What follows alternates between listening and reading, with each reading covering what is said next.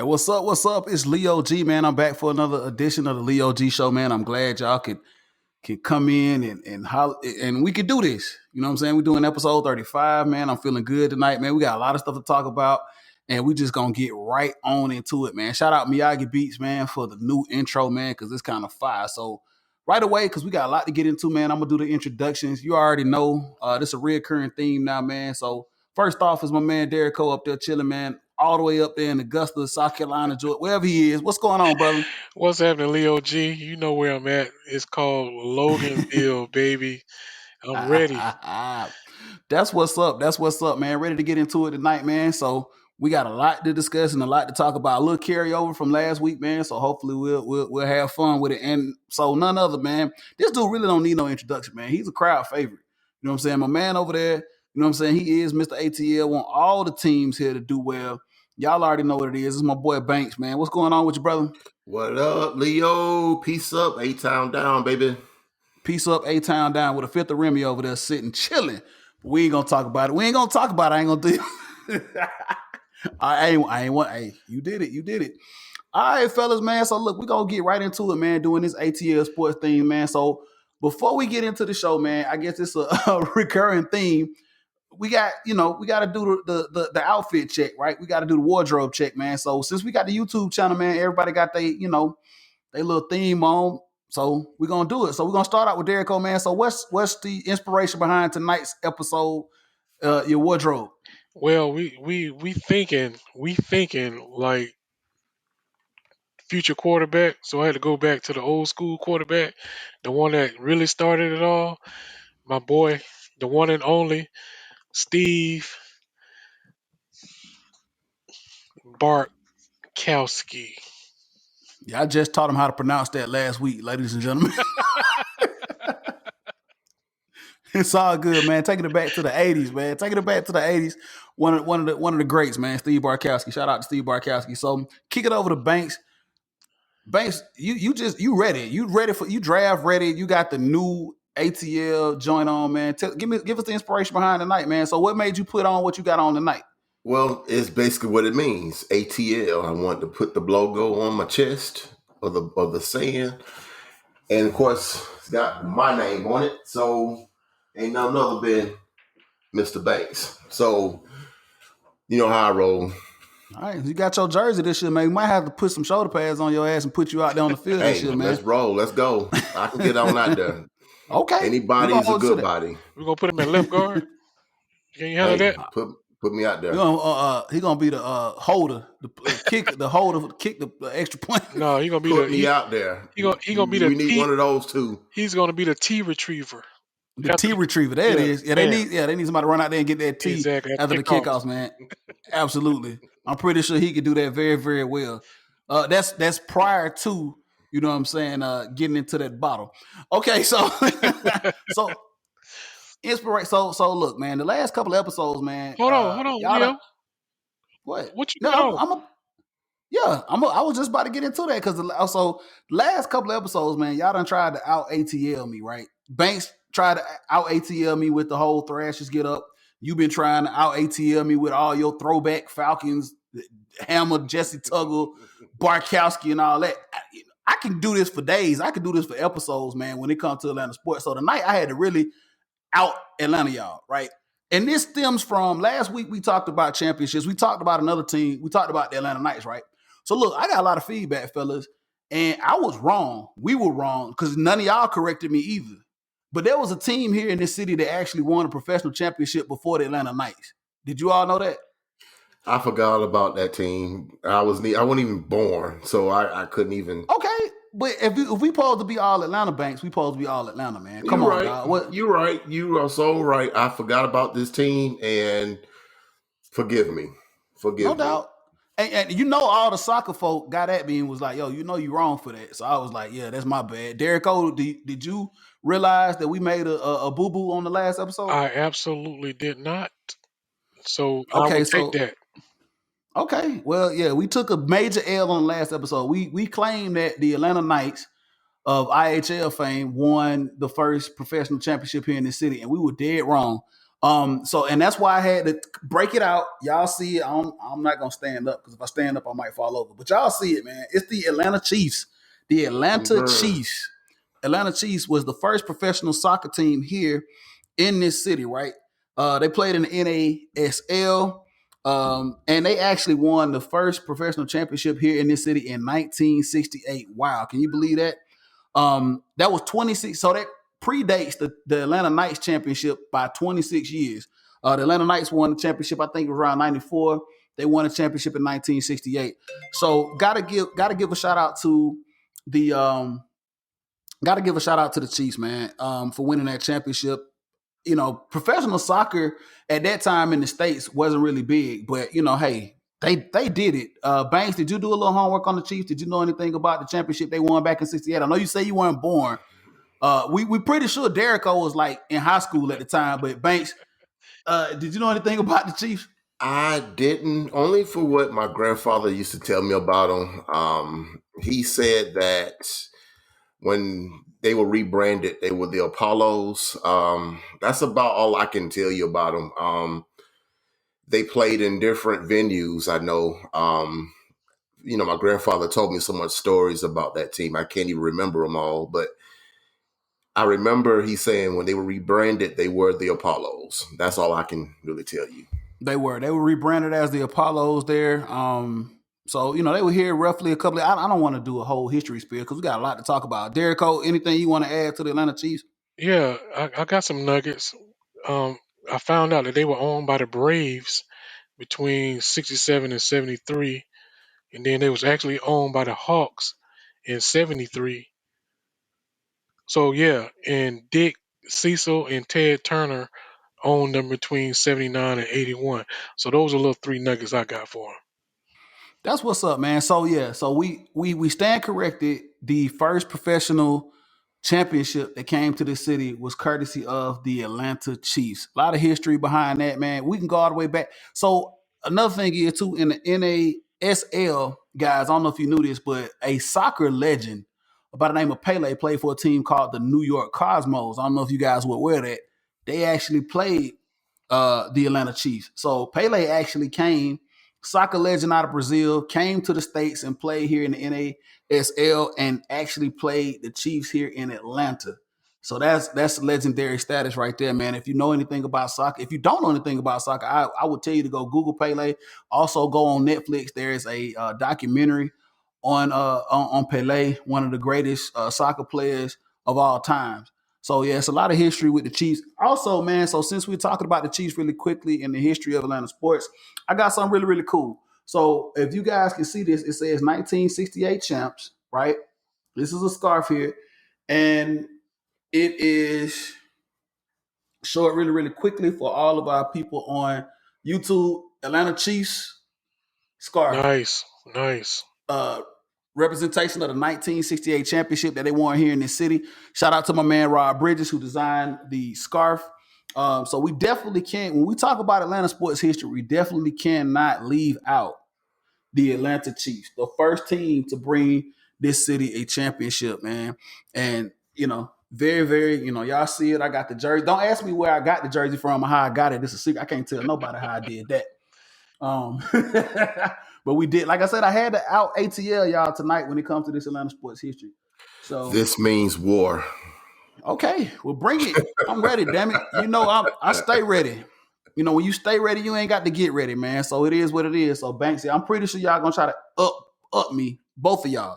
So so we're gonna move right along into the show, man, and we're gonna talk a little bit. So before we get into because the real talk of tonight's episode is gonna be the draft, and everybody's itching and chomping at the bit to talk about this draft. We've been this has been leading on for the last couple of weeks here in anticipation. And one of the biggest events, right, for us in sports, the NFL draft, right? It's one of the biggest events here in sports. So we're going to devote a lot of time to talk about it. But I did want to talk about the current soccer team, right, here in this city, which is Atlanta United. Atlanta United. And before we start talking about Atlanta United, we are all members of the best, I'm going to say it, damn it, the best supporter group of our soccer team, Footy Mob. Shout out to Footy Mob, man. Real talk, man. Shout out to Footy Mob.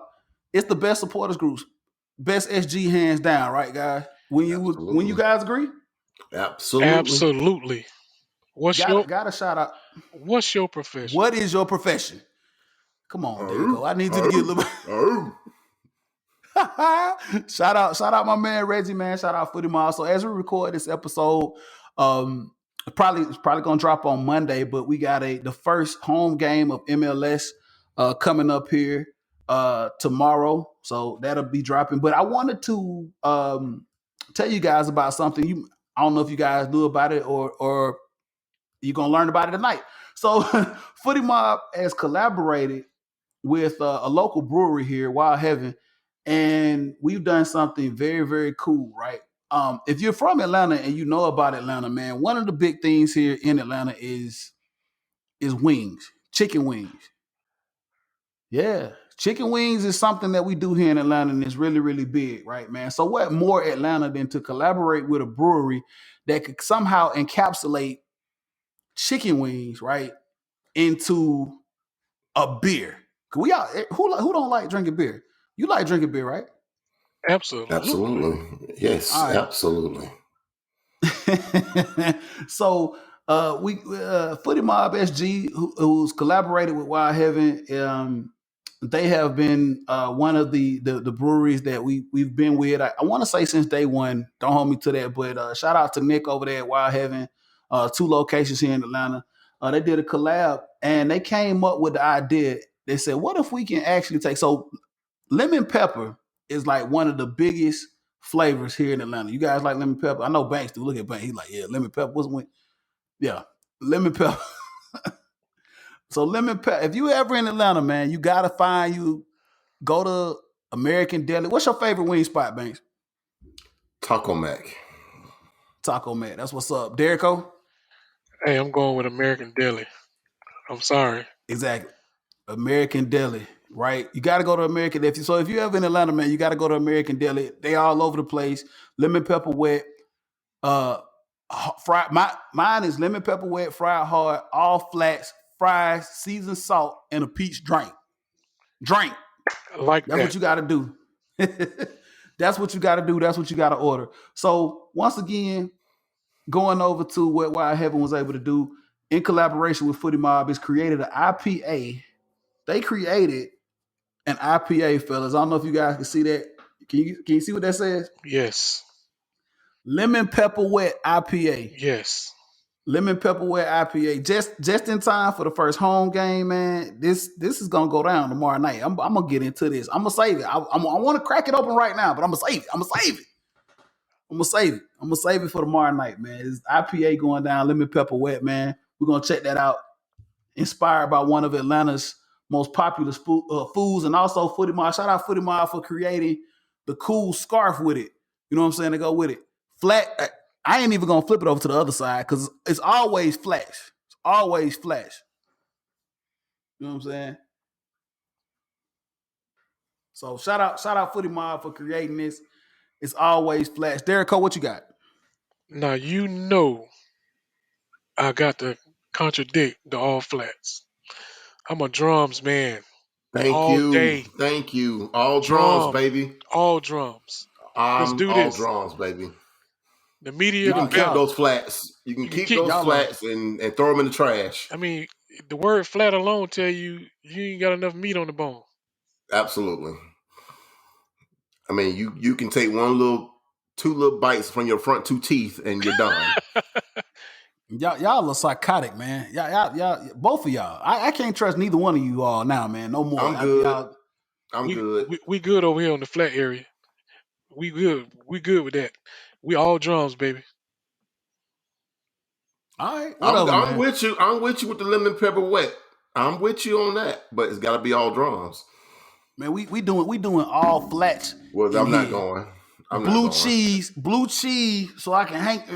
And we're not gonna get too deep into the week. We're not gonna get too deep into this, man. But so I just wanted to shout out Footy Mob SG. Shout out Footy Mob. Shout out Wild Haven. Shout out Lemon Pepper Wet IPA. So if you're here in the city, man, go over there to the brewery, pick you up a 4-pack, man. They got some other stuff going on as well if you pick up a 4-pack. So look, Atlanta United, had a game against that city down in Middle Florida last week. Banks, we had a draw. How did you feel about the first MLS game? Well, so far Atlanta so United. good. So far so good. I'm to the point where I want a result. But take it from our skipper, Mr. Gabriel Heinzen. He said a good result is a win. So I like that attitude. And don't quote me on that. That's not the exactly thing he said, but it was something along the lines of that. But playing that Mickey Mouse team, I'll take a result. They feel like they did something down there, I guess. I don't know. Derek, how did you feel about the first game, man? First MLS game down there in Middle Florida. I'm gonna ride Banks' coattail on this one. I like what Coach Hines said about a good result is a W, meaning 3 points. But first game away, we'll accept a 1 point draw. We'll accept it. We didn't play our best coming off, the games that we played against, the CONCACAF teams. So I'll take this draw. But we all know that Daddy didn't come in until the second half. So when Daddy get right, which is Joseph, once he gets right, then it'll be a lot of more 3 point victories. So I'm gonna It's take this gonna one. be a lot of Father's Days coming up. Hey man, we got to get it together, man. So look, I think that under new coach Heinze, man, we're still trying to establish our identity, right? He has, everything set up, man, and these guys have to, I think they've bought into it, and I think they're playing very well. But we still have to kind of establish an identity under him, man. We're coming off of Banks' favorite coach, Frank DeBoer. He cried when he left, obviously. But new coach Heinze, man, he's coming in here. He's trying to establish an identity with these guys. One takeaway that I can say from the game that I saw was defensively we looked great. Defensively we looked awesome, man. Miles Robinson back there. We didn't really miss a beat. I didn't really feel nervous with the back line. They played very well, in my opinion. But the thing is, I think Derek Cole, you alluded to it in CCL play that we needed to actually be a little more aggressive trying to score. So that'll come. Soccer is all about chemistry. That's just like with any sport. You gotta have when you play a team sport, it's about chemistry, man. You want to build some chemistry. So I think that's what they're trying to do right now. So I think that it's gonna come. I mean, we got the players, we got some explosiveness, and we'll be able to do that. Derek, what's up? So I just want to highlight, since you said that about the defensive part, we have not given up a goal all year. And it also dates back to last year, the last couple of games. So defensively, if we putting zeros and donuts and clean sheets on the board, then we're doing right. Banks.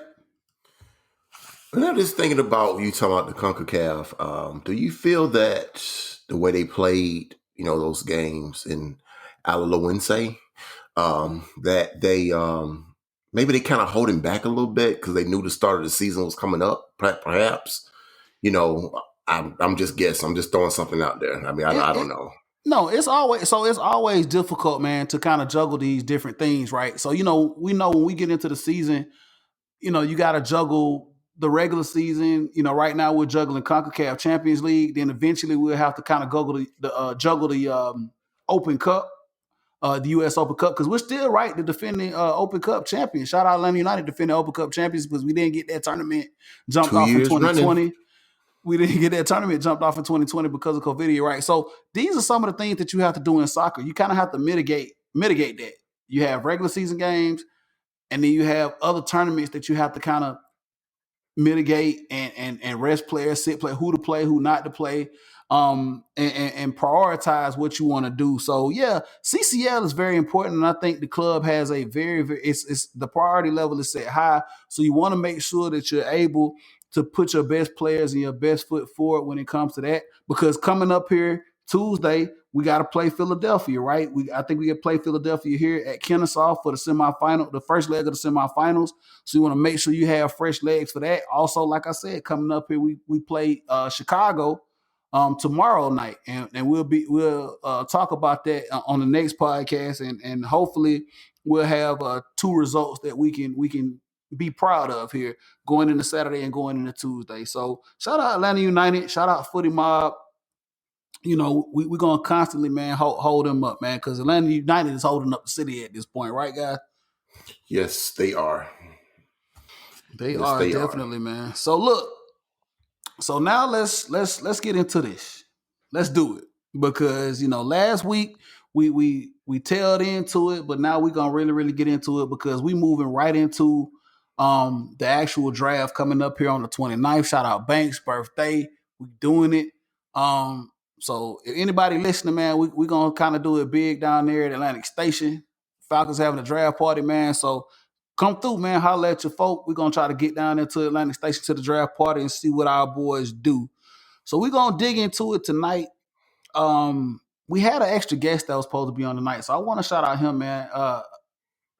My man Gerald was supposed to be on with us tonight. We had some technical difficulties. He was gonna bring us his expertise into looking into the draft, but hopefully we'll be able to get him on post draft to talk about the moves that's going on. So Derek, I'm gonna kick it over to you. Your excitement level from 1 to 10, man. How do you feel about this draft coming up on Thursday, man? 20. It's a 20. You know why it's a 20? Because I don't know what to expect. You know why? Because we got a new GM, we got a new head coach, we got new scouters. So my excitement levels is 20 because I want to see exactly what the philosophy is going to be with this new regime. Okay, that's what's up. And I'm glad you said that. I'm glad you were able to separate the old regime from the new regime because a lot of people haven't been able to do that. They've still been stuck on the old regime and what the last regime did. Thomas Dimitrov is gone. Dan Coach Catchphrase is gone. So now you kind of have to separate yourself, divorce yourself from that, and we moving forward. We're in a new relationship now. The Terry Fontenot, Arthur Smith era. So I'm glad you were able to say that, man. And we got to see what they can do. We got to give them a shot. Banks, how do you feel about this draft on a scale of 1 to 10? How excited are you for your Atlanta Falcons at number 4 right now? How do you feel? Same thing Derek was saying. It's beyond 10. I'm extremely excited just to know that, this draft is really going all over the place. I don't remember any draft that, approaching a draft where people was putting all kinds of mocks out there that, every mock I've seen is different. Every last one of them, like none of them the same. And that's a good thing. That means that no one has a good grip on what a team is going to do. And the Falcons pick at 4. I think the draft starts at 4. Well, no, let me back up. The draft starts at 3. And I'm going to explain why later on, but it starts at 3. And after that, everything's going to hit the fan. Okay. All right. So we're gonna get into it, man. We're gonna talk about this draft. So I asked both of you all to come up with mock draft top 5. So top 5 meaning top 5 teams. We're going from Jacksonville, New York, the Jets, San Francisco, Falcons, and the Bengals. Derek, what's up? I just want to go back to that question that you asked us. What's your level of excitement for this draft? Oh man, come on, dude. I'm a level 10, dog. I'm level 10, man. I'm excited. And the reason I'm so excited is because this is a new regime. Like I said, man, I have my memory bank is completely wiped. The men in black came in, hit that little red thing in front of my eyes, boom. That old regime is gone. New regime is in. I am ready to give these guys an opportunity. I'm ready to see what these guys have in store, right? This is why we watch. This is why we are fans. This is why we watch sports, right? Bad stuff happens. People get fired. New regime comes in, and now we get to see what they can do. Banks, what's up? I love that Men in Black reference, by the way. That was spot on. Yes, everyone needs to have their memories erased, and let's go. Absolutely, man. You got to. Going into this draft, man, you cannot have. I think, when you think of Atlanta Falcons, man, you want to group everything into just the history and the past of this team, right? I mean, there are not a lot of good memories of this team, but at the same time, anytime you move into a new era, whether it be new coach, new GM, new quarterback, new owner, whatever, you have to kind of hit the reset button and start all over That's anew. right.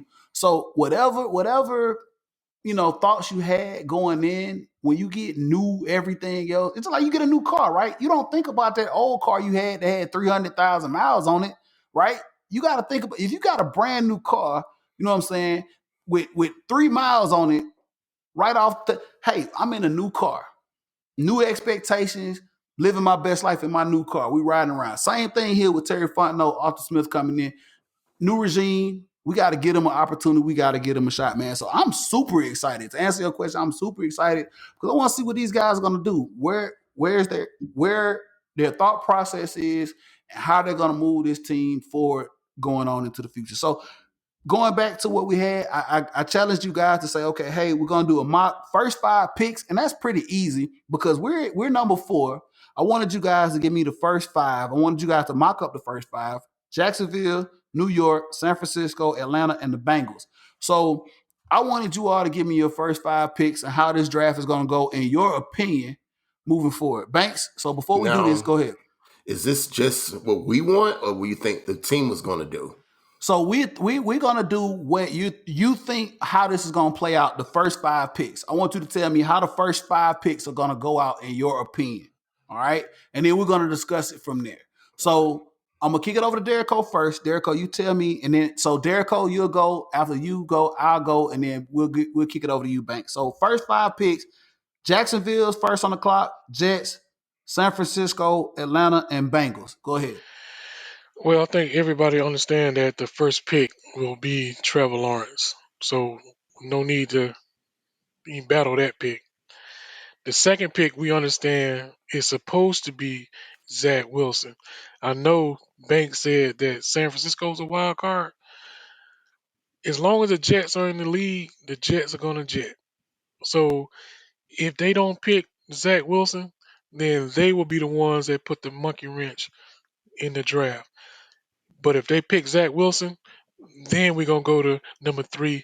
If San Francisco will be that wild card that throws in that monkey wrench, but everybody think that they're gonna pick Matt Jones. Who? Mac Jones. Who? Mac Jones. And I don't believe that they jumped up that far to get him. So to me, it's going to be 2 players that they really went up there to get. It's either going to be Justin Fields or Trey Lance, but I'm going to say it's going to be Justin Fields at 3. At 4, if everything goes the way I just said it and we can't trade back, I just feel like we're going to take Kyle Pitts. Best player at that point available. I don't know if they really love Trey Lance enough to take him at 4. If he's there, I wouldn't be mad if they took him at 4. But if they don't, that's going to be the pick. And at 5, you got the Cincinnati Bengals, I believe it is. The only thing that they can do at this point is get some protection for their investment of Joe Burrow. So they're going to take that tackle out of Oregon that my boy Banks loves so much, Swell. I'm going to call him Swell. I ain't going to call him by his real name. I'm going to call him Swell because he's a big dude. So I'm going to call him Swell. So that's my top 5. Okay, top 5. All right, I'll go ahead and give you my top 5 as well, man. So here we go.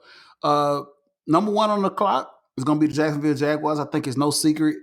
Trevor Lawrence is going to the Jacksonville Jaguars. Obviously, man, I mean, he's made his case. There's no need to really go into detail as to why Trevor Lawrence would be number 1, right? Number 2, I think right now, if I'm a betting man and I wanted to put some money down, everything I've read as of right now, everything that I see, because let's be honest, everything has gone radio silence leading up to draft. Week out, everybody's quiet. It's hush hush. Everybody's working going into this thing. So everything's done. But everything that I've read from every tweet, from every page, from everything that I've looked at, Zach Wilson is the Jets pick at number 2. I know we saying that the Jets, their franchise is, you can't never tell what the hell they're going to do, but I think at this point we can go ahead and lock them in for Zach Wilson. No, seriously, I think we go ahead and lock them in for Zach Wilson. I really do think that's going to be the case. Side note here, just to look really quickly, I think today I heard that Zach Wilson had been reaching out to former Jets players, asking them about the organization. So that tells me a lot. That tells me a lot that I need to know right there. But I think the Jets right here, Robert Saleh, new coach up there with the Jets. I want to say LaFleur. Matt LaFleur is the head coach of the Packers, if I'm not mistaken. But his brother That's is correct. now the new OC with the Jets. I think they're looking for a new. Of course, Sam Darnold is gone. I want to say Zach Wilson is going to be their man at number 2. Okay, moving into number 3. So very intriguing pick. San Francisco jumped up for a reason. Obviously, we know they wanted a quarterback. There's been a lot of smoke and mirrors, a lot of talk about who they're going to draft at number 3. Everybody wanted to say, well, they jumped up there to get Mac Jones. I'm going to be honest. Mac Jones is not that impressive to jump up to number 3 to get. So, Derrico, I'm going to agree with you. It's not going to be Mac Jones. It's going to be Justin Fields. Justin Fields is going to be the pick at number 3 for the San Francisco 49ers. He's going to be their new quarterback of the future. And so now we move to number 4 to the Atlanta Falcons. And for number 4, the pick is in. We don't trade back. We take this pick, in my opinion, and the number 4 pick is going to be Kyle Pitts, tight end out of Florida. And the reason I say that it's going to be Kyle Pitts is because if I'm thinking the way that I'm thinking, Kyle Pitts is higher on the draft board than Trey Lance, in my opinion. Okay, Kyle Pitts is higher on the draft board for the Falcons, but lower than Justin Fields on the board. So, meaning if Justin Fields does not get drafted by the San Francisco 49ers at 3, and he drops to 4, the Falcons will pick Justin Fields at 4.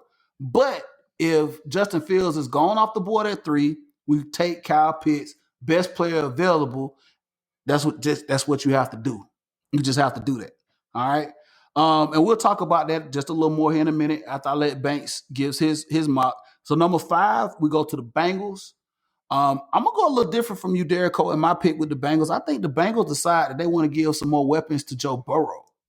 I think that the Bengals, everybody thinking that they want to give him a left tackle to help protect him over there, but I think that they want to go give him some weapons because the Bengals, you can't name a receiver on that team. I think that the Bengals, if they stick at 5 and don't trade back, they get Jamar Chase from LSU. That's what I'm going with. I'm going with Jamar Chase from LSU as the number 5 pick with the Bengals to give Joe Burrow a weapon because this dude don't have any offensive weapons. And I know they need a left tackle, but I think that you can't pass up Jamar Chase in their situation. So, Banks, give it over to you. Here you go. Listen, I don't even know why we're doing 1 through 5. We already know what 1 is. So what's the point? So what I'm going to do is I'm going to do 2 through 6. So we know, everybody, mama knows that it's going to be Lawrence at number 1. Now, this is where we think it's going to go with the Jets. But like Derrico said, Jets going to Jets. They very well could go Justin Fields here. Very well. But for the sake of argument, I'm just going to assume they're going to do the right thing and go Wilson here. Number 3, San Francisco. Just like we all know, they're not trading up to get Mac Jones. I never believed it day one when they first talked about it. It's BS. They're not getting Mac Jones, okay? They're getting Justin Fields.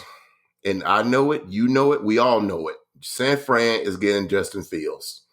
Now, number 4, Atlanta Falcons. Now, I do want to trade out this pick. They very well may trade out and go. I don't think they're going to go down too far. But if they were to stay at 4, they get in Trey Lance. Let me explain why. Trey Lance has been pegged as the most upsized quarterback in the draft, but he needs a couple of years to develop. Perfect to sit behind Matt Ryan to get developed in the league. You got your quarterback of the future. You didn't really have to, kind of gamble and wait until, because you're not picking 4 next year. At least I don't think you are. And just go ahead and get your quarterback. Go ahead and get him. Let him sit. Let him learn. Trey Lance at number 4. Number 5, Cincinnati Bengals, Penei Sewell. And that's another automatic. That's another pick that we all know. They're going Sewell. They're going to protect Burrow.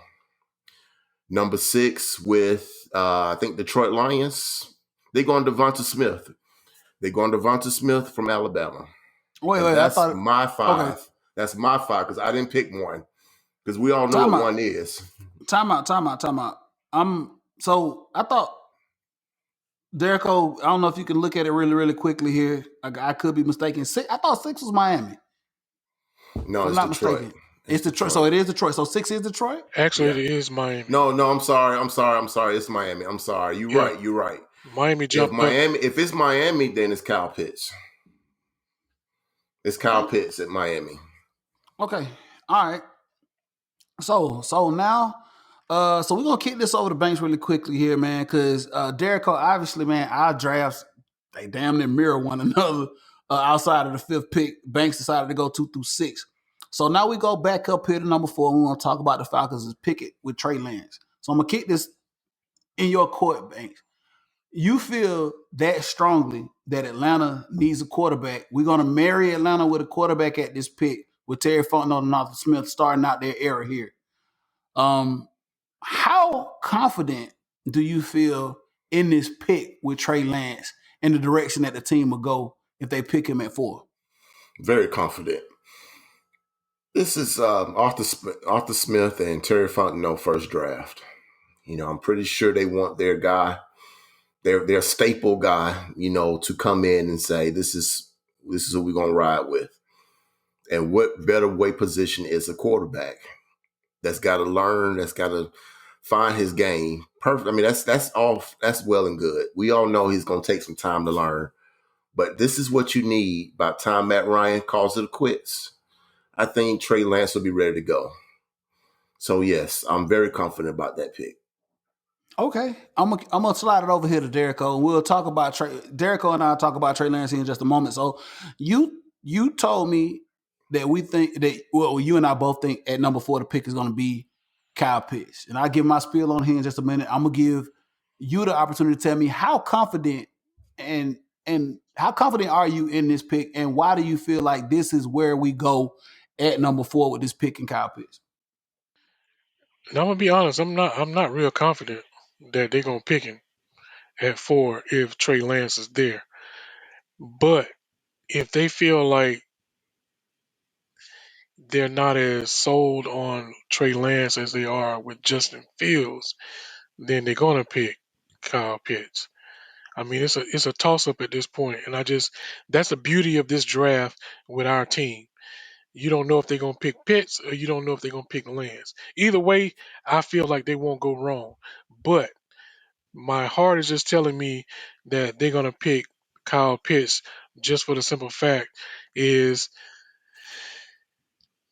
for some reason I just feel like this regime, starting with the head coach Arthur Smith, is that he really feels like Matt Ryan is going to be the guy that can elevate this team once he get in there and coach them up. Wow. Okay. So let me tell you how I feel about it really, really quickly. So I'm along the mindset of you, Derrico. We do know that eventually we're gonna have to move on from Matt Ryan. We know that we talked about this. I don't want to be a dead horse to death. There are a lot of things that play into this number 4 pick, right? Do you move forward this year? Where do we? Because I keep having to bring this up, people. There's only one quarterback on the roster right now, so there's a big decision to be made at number 4. The reason I say we take Kyle Pitts at number 4, and I'm gonna go back to Banks so he can. I know because he's ready. He got his ammo ready to talk about this. The reason I say we go Kyle Pitts at number 4 is because Kyle Pitts, in my opinion, and I could be totally wrong, is a guy that's going to be here for a long time if you draft him, right? He's going to go. So if we have Matt Ryan here for another 2 years, he will be here in Atlanta past the Matt Ryan era. To whatever quarterback that you bring in after Matt Ryan, Kyle Pitts will be a weapon for said quarterback, whoever that might be. Okay? You just can't pass on somebody like Kyle Pitts in this draft. And I understand the talent level here at quarterback, right? You might not see next year. You might not see for another 2 or 3 or 4 years. But I think that it comes down to your preference and who you feel more strongly about. Do you feel more strongly that you want Justin Fields? And if you can't get Justin Fields, then we go to BPA, which would be Kyle Pitts, and let Trey Lance slide. Okay? And I think that this is the case. I think that when you look at the board, Justin Fields is the number one quarterback for the Falcons. If he's there at 4, you obviously have to take him. If he's not there, Trey Lance, like you said, Banks, is that project guy. You don't know if it'll pan out because we know he's going to sit behind Matt Ryan for at least 1 year. And when you sit, you're not getting any time, right? You're learning the offense, you're carrying the clipboard, you're not actually out there playing. So what good is that to use a number 4 pick to have somebody to hold a clipboard for obviously 1 year? You want to say, yeah, everybody say, oh yeah, it's cool. He'll sit behind Matt Ryan, learn this, that, and the third, and then once Matt is gone, just put him out there to the fire.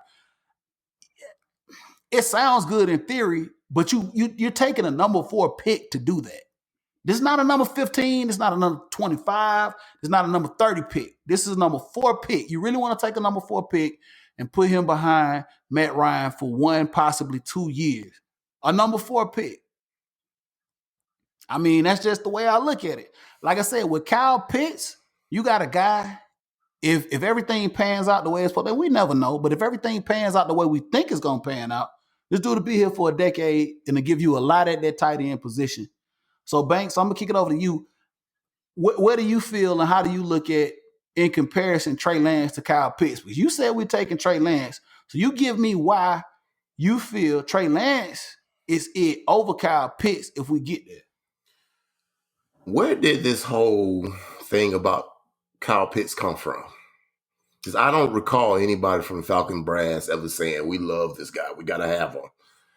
I don't think they will say it if they did. But at the same token, all of a sudden, it was in the beginning, everyone was talking about Falcons going to get right before the Frisco did the trade, Falcons going to get Fields or Trey Lance. Then all of a sudden Frisco came up and it just changed everyone's opinion.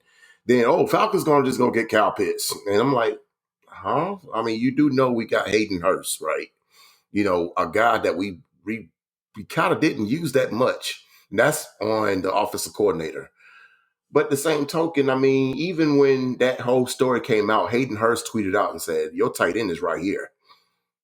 So that just tells me, he's feeling some kind of way. I'm your tight end. You don't need another tight end to come here and do what I'm supposed to be doing. So where did it come from? Everyone is on this Kyle Pitts. What is that? So, okay. So what does that even mean? Like, look, let me tell you something, man. In today's football here, I get it. Hayden Hurst he's a good tight end, right? He's good. I'm not gonna say he's great. He's not up there with Travis Kelce and some of these other guys that are like elite tight ends in the league. My man out there in Frisco, I can't never think of what's my man name out there in Frisco. Somebody look that up and tell me here in just a minute. But look, long story short, Hayden Hurst is great. I love him. He's a great guy. But at the same time, man, looking at Kyle Pitts and what he could bring to this team, man, and Arthur Smith being an offensive-minded coach, you bring in a guy like Kyle Pitts, you can have 2 good tight ends on the bench. If I get this guy Kyle Pitts, he's going to fit into my offense somehow, some way. You make this work. Great offensive-minded coaches, great offensive coordinators make this work. And if everybody, and like Banks, I know you like to say Banks, everybody's talking, like you just said, everybody's talking, where is this coming from? If this guy is the next greatest thing, if he is, you got to bring him in and find a way to make this work. Why you still, because you got a serviceable quarterback that can get him the ball. George Kittle is my man out there in San Francisco. But you got a quarterback that can get him the ball. You still got JJ11, you still got Calvin Ridley, and you got Hayden Hurst. Now you bring in Kyle Pitts to the mix. This changes it changes the offense dynamic and takes it up here. So Derek, I'm gonna go over to you here. I'm gonna give you a rebuttal to Banks and what he just said, man. How do you feel about that? I mean, it's like this right here. We know, one, that we gotta build a defense, but we can't build a defense with 1 pick. So that first pick is not gonna be it. So if you got a choice between what we call a generational talent at tight end. Looks like we having technical difficulties with Mr. Derico.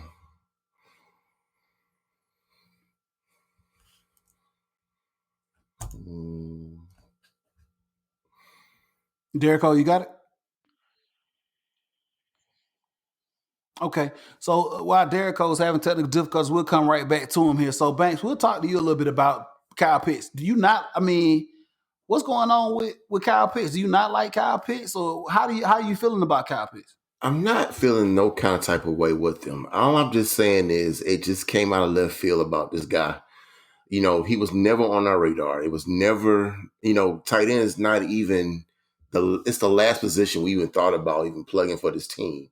I always heard that it was it's trade down, go defense, or you go ahead and get the quarterback of the future. It was never, or even a running back for that matter, but I never heard tight end. Like tight end, it just came out of left field. Oh, this Kyle Pitts is once in a generational player. I mean, we have been using that term for so long now. Like, I don't know what a once in a generation player is anymore. Man, are you sure? You know the one. Everybody's using that term. Once in a generation player. Okay, guess what? You can't have one of those every year.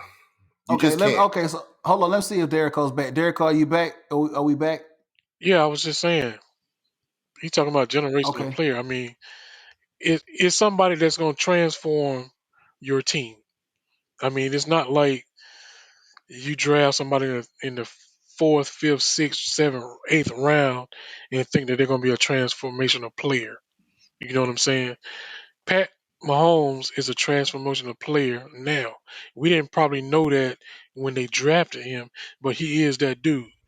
Brett Favre was not a transformational player when we drafted him, but he was after that fact. So we know what we've seen out of Kyle Pitts. This dude is 6'6".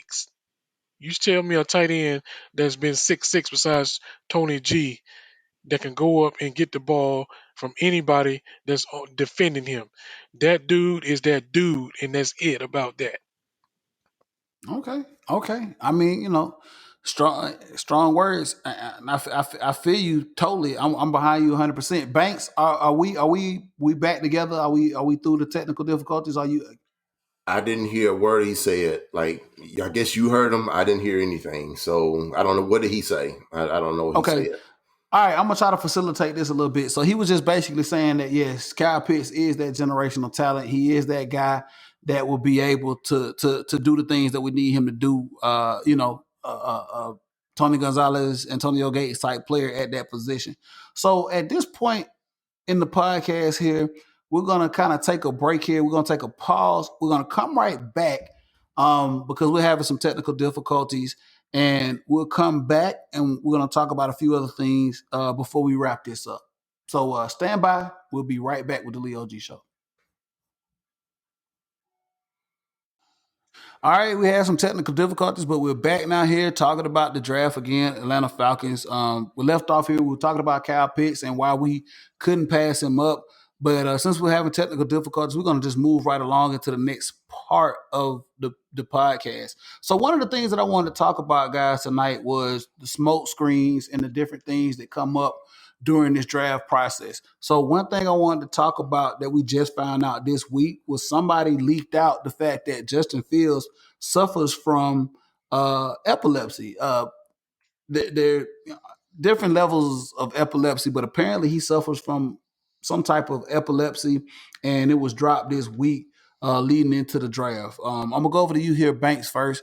Is this, first and foremost, is this all fair in play with what you're trying to do as a team when it comes to drafting? Because I don't know who leaked it. I don't know how it's got out. But, like, do you feel like this is fair to this kid that this information was dropped? Because it looks like it's in a negative way, right? It's a serious medical condition. When you hear the word epilepsy, unless you're a medical professional, you don't really understand fully what it means. But we're less than a week away from the draft, and this information dropped. Banks, how do you feel about that? It's not fair to the kid. I mean, why now? Like, why drop this information now? I'm pretty sure this didn't occur just yesterday. It's been with this young man all his life. He's been having epilepsy. He said it's no big deal. It's even running his family. So I think people are just looking for the most damaging thing to kill these young kids' dreams. I don't know what it is. It's not fair to these kids like that. I mean, he ain't had no issues in Ohio State. He played with no issues, been getting tackled on his head. So I mean, it's why come out with this now? This is no, this is poor timing. I don't see what you're gaining from it. If you're trying to get a team to deter from it, I don't think that's going to work. Derek, I'm gonna kick it over to you. How do you feel about the information that we just found out this week about Justin Fields, and how does this impact the draft? How does this impact the draft for him? I don't think it impacts the draft. I just think whoever leaked that information, like they try to impact their career because it's something that you just put out there just to say, hey, I'm the first person that put it out there. And it's not fair to Justin Fields. It's not fair to his family because it's personal information, number one. When you're dealing with someone's health records, you should have some obligation to know that you're violating HIPAA laws. And it seems like they didn't care about that. And to me, that's just foul. Yeah, I mean, there are what we call HIPAA laws, man, and when you put out stuff like that, man, it's definitely a violation. But I'm hoping, in my opinion, I'm hoping that this doesn't drop his stock. It could, but I mean, we have to see it. This stuff happens. So let's be realistic, man. This stuff happens every draft, man. I think Laramie Tunsil a couple of years ago, there was right before the draft, there was like a video that came out of him with a bong on his head in front of a Confederate flag out there at Ole Miss. And I think that did actually drop his draft status. But this is nothing new. This happens, and we just have to move forward. Hopefully, it doesn't affect Justin Fields in any way. We hope this young man is able to still hold his draft status. So now I want to move in and talk about some surprises in this draft. And I'm going to go first when we talk about surprises in this draft. To me, one of the things that's going to be surprising about this draft is, and we talked about it here earlier with Trey Lance in particular. If the Falcons don't trade, in my opinion, if the Falcons don't take Trey Lance at number 4, Trey Lance is going to drop. He's going to tumble. He's going to roll. And I say that because you got Denver. I think somewhere they possibly in the top 10. I have to go back and take a look at it here. They might be looking for a quarterback, but if Denver doesn't take him, I want to say Denver is at 9. If Denver does not take Trey Lance at 9, then he's going to roll down the board. And that's going to be my biggest surprise of the draft. If the Falcons don't take Trey Lance at number 4, Trey Lance could fall. And I'm looking at this. The next team that might be looking at a quarterback would be 15 at the New England Patriots. 14 with the Minnesota Vikings right above them. I don't know. They paid Kirk Cousins a lot of money, so I don't know if they may be looking for another quarterback here. But New England would be the next quarterback at 15 if Trey Lance doesn't get picked at number 4. I'm going to kick it over to you, Banks, here. Any surprises that you see here in this draft in the first round in particular? Absolutely. We just talked about it. It could be the New York Jets. They could be the surprise that no one's really talking about. We already penciled in that the Jets are going to pick Zach Wilson. Like, no one's really even thinking otherwise they can go with Fields, and they very well could. It's not a far-gone conclusion that they can go Fields, the second best rated quarterback, by the way. So why not? Wilson just came up out of nowhere. You just assume they're going to take Wilson. It could be very well Fields going number 2 and Trey Lance going number 3. That's a monkey wrench that we ain't looking forward to. It's another one that I was told just today. The Washington football team is thinking about trading up because they are in love with Trey Lance. So I'm hearing, or not hearing, but I read an article about the Washington football team trading up to 4 with the Falcons and giving us a king's ransom for that number 4 pick. So that could happen. That could happen. Derek Cole, do you see any surprises here? Yeah. In the first round in particular? I mean, if you're talking about the first round, I have to echo Banks. I said it earlier. I'm just not sold on what the Jets are going to do. I mean, their history is just precludes themselves where they're going to do something where their fans are going to sit there and say, WTF. Like, what did y'all just do? You know what I'm saying?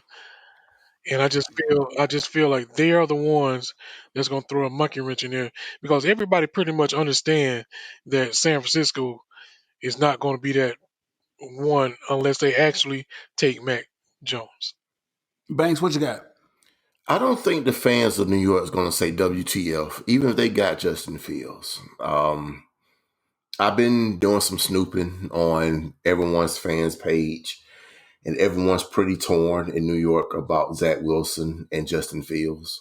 NFL drafts CSI Banks detective. Hey, that's what I do, bro. I go around everyone's message board, fan pages, and I just do a lot of snooping just to get a feel of what everyone's team is thinking. And fortunately for New York, I don't think they can go wrong with any of those quarterbacks at that point. You know, they're picking second. They need one. So Zach Wilson or Justin Fields will be a good player for them. Now, Frisco, on the other hand, they don't want Mac Jones. Like, they don't know where that came from. They hate it. They want Trey Young or Justin Fields. So that's where the fan base is going to go batshit if they get Mac Jones. And I, for one, don't think they're getting them. So, you know, it's a lot of surprises that's coming through, you know, potentially. Now, the Falcons decide they want to get a kicker. That's your surprise right there. So, I mean. Hey, I mean, you know, I don't know, man. I think I'm pretty much in the mindset of the Jets taking Zach Wilson. I'm there. And the reason I say that is because the Jets have a new regime. They have a new coach. I want to say they have a new GM, if I'm not mistaken. I have to look that up. I'm not for sure. But we know they got a new head coach, obviously. And I think that everything that's coming out from New York at this time is that they're going to take Zach Wilson. So, I mean, hey, you know, we have to wait and see. Draft is only a couple of days away. So we're going to move forward here and we're going to close this out. So my next thing is, guys, I want to talk to you about this here, man. Wish list. We're going to talk about the Atlanta Falcons in particular, about wish list and what we feel like we want here for our team, right? We know what we need. We know we need a pass rush, damn it. Every position on defense we need. I ain't gonna lie about that. Every position on defense, damn it, we need. So we need all the help we can get defensively. All these folk talking about we need a new quarterback, man. We need some help on defense. So, you know, if you're a real fan, obviously you understand we need some help on defense. I don't want to go too far off into that, man. But so my whole wish list here, I'm gonna give you a couple of names. I'm gonna throw these out. Who I like to see in some in some later rounds, some later picks with the Falcons. First name that comes to mind when I talk about second round pick, third round pick, wherever he falls, it'd probably be a second round pick is running back. A guy that I looked at some highlights and I really, really like, guy by the name of Javonte Williams out of North Carolina, running back. Man, this kid is a bull of a running back, man. We need a running back. We just let go of Ito Smith, just cut him. And so we're going to need another running back. We picked up Mike Davis from Carolina, but we still need a stable of running backs. And I think it's safe to say that we're going to draft a running back in this draft. Javonte Williams is a guy that I would love to see them pick up. So I got three players right off the top. The next player that is a guy that I've watched and I would really like to have him here as an edge player. A guy by the name of Peyton Turner. Probably not. You guys haven't really heard of him. He played at Houston, but this kid is 6'5", 270 pounds with an 84-inch wingspan. And at edge, I think, you know, later rounds, fourth or fifth, he's projected. I'm like, man, you know, this is somebody that we can really, really look at, man, to bring in here to help us on the edge. And the last player that I'm on the wish list here would be Asante Samuel Jr. It's kind of dating ourselves. We remember when Asante Samuel was playing for us, right? Came from the Eagles and played for us. His son played at Florida State. Now he's entering the draft at cornerback, same position as his pops. I love to have him here, man. If he has any bit of the heart that his pops had, man, I would love to have him here. Banks, I'm gonna kick it over to you, man. Wish list, Banks. Anybody that you're looking here that you might feel you want him here on this team? Well, you kind of took my thunder with the North Carolina running back, so I'm gonna go kind of different. I would love to see something like him or a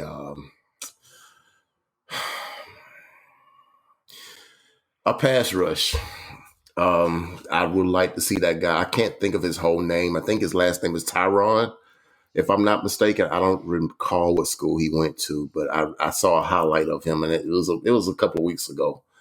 And I remember seeing that I liked his skill set.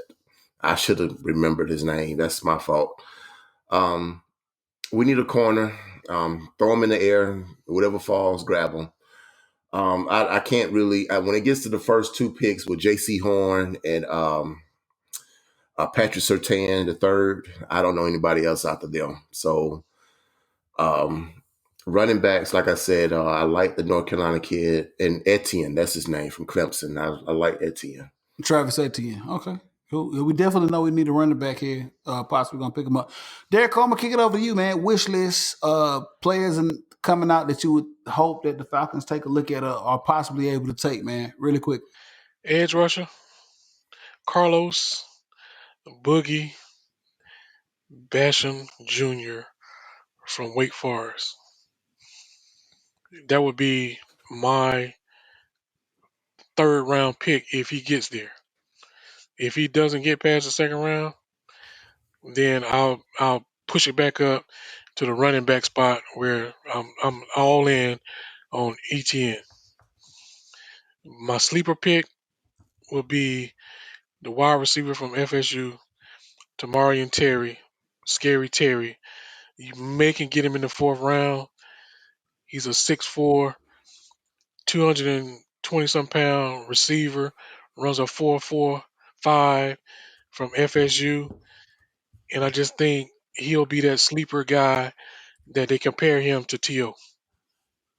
Okay. Okay. Really quickly, guys, before we close this thing out here, man, this is going to be the first. Obviously, we know this is going to be the first draft for Terry Fontenot and Arthur Smith. It's going to be the foundation of what they do here in Atlanta. This draft is the foundation of what these guys are going to do here in Atlanta. Really quickly, I'm going to start you off, Banks. How do you feel? Where's your confidence level with this draft? And this is all blind, but I just want you to tell me your gut. What does your gut tell you with Terry Fontenot, Arthur Smith? How is this draft going to play out with the foundation of what they want to build here in Atlanta with the new era? Your gut tells you that this draft goes very, very well on the high end or not so well on the low end. Tell me how you feel. Where do you feel right now? What does your gut tell you? My gut's telling me that they're going to do very, very well. Terry Fontenot and Arthur Smith, they came in together and they embraced each other on the 50-yard line in Mercedes-Benz Stadium. And everyone had this little, they bought into that smoke screen about they're on two different pages. They don't know what they want. Come on now. You got to be very naive to know if these brand new head coaches and general manager is not on the same page. They know exactly who they want. You be a fool if you think otherwise. So they're going this together. They're going to build this team together. They're going to start Thursday, April 29th, and they're going to move forward from there. And I'm very confident that they're going to get it right. No doubt in my mind. All right, Derek Cole, kick it over to you, man. Same question, man. How do you feel? I feel confident as well. And the reason why I'm so confident, number one, they got rid of a lot of folks in the personnel office. So that told me a lot right there. It was like, you guys are not scouting the right players. You're not scouting the players that we feel like that need to be in the NFL on a starting football team. So the one thing that I feel like they're going to do is they're going to draft football players, hard-nosed football players. Getting peace out of retirement tells me one thing too. That whole tweener philosophy that a former GM had, you can just go ahead and kick that out the door. I think they're gonna get some more size on that defense, and that's gonna be the thing that's gonna take us over that hump that we've been missing because we've been drafting fast and physical instead of physical. Hey man, I couldn't agree with you more, man. I feel very, very confident. Like we talked about at the beginning of the show, man. I feel very, very confident with this draft, man. New regime, man. Expectations are kind of out of the window for me. I just want to see these guys work. I want to see, hopefully we can have this conversation in the year after this season and say, wow, man, this draft was great. Because I can't remember the last time we had a draft where we just were really like, wow, you know what I'm saying? Like everybody that we picked was on point and we really just 2016. Okay, so 2016 was the last time we felt that way about a draft class, man. So I'm excited. I'm excited for Terry Fontenot. I'm excited for Arthur Smith, obviously. And we'll just see what happens, man.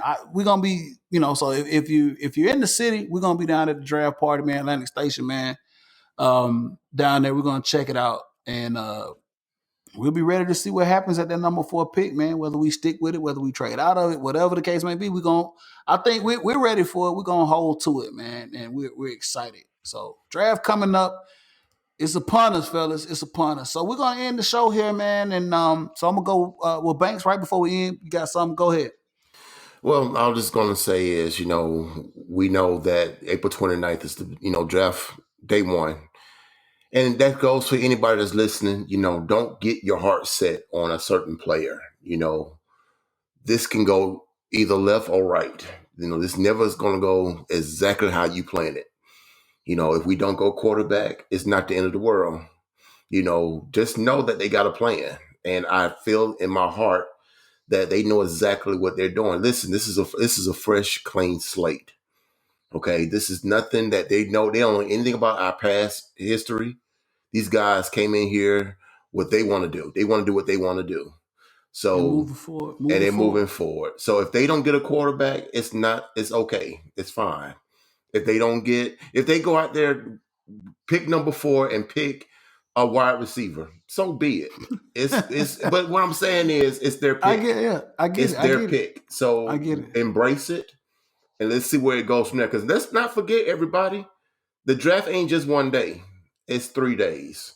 3 days. So 3 days let's see what happens. 7 rounds. 3 days. 7 and rounds. I'm gonna end it on that one. All right.